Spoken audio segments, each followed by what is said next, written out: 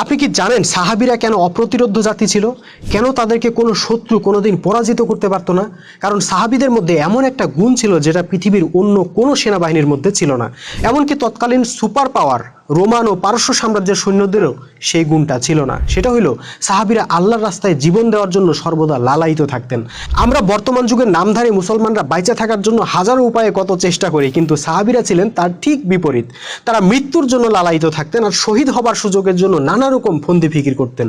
যুদ্ধের জয় নির্ভর করে সৈন্যদের মনোবলের উপর, সেজন্য সব যুদ্ধের কমান্ডাররাই কৌশল করে থাকে কিভাবে শত্রু বাহিনীর মনে ভয় ঢুকিয়ে দেওয়া যায়। একবার শত্রুর মনে ভয় ঢুকিয়ে দিতে পারলেই কেল্লা ফতে। কিন্তু সাহাবীদেরকে এমনভাবে রাসূল সাল্লাল্লাহু আলাইহি ওয়াসাল্লাম প্রস্তুত করছিলেন যে তাদের মনে ভয় জিনিসটার অস্তিত্বই ছিল না। থাকবে কিভাবে? যারা মৃত্যুর জন্য লালায়িত হয়ে রণাঙ্গনে ছুটে যাইতেছে তারা ভয়টা পাবে কিসের? তাদেরকে ভয় দেখানোর সাধ্য আছে কারো?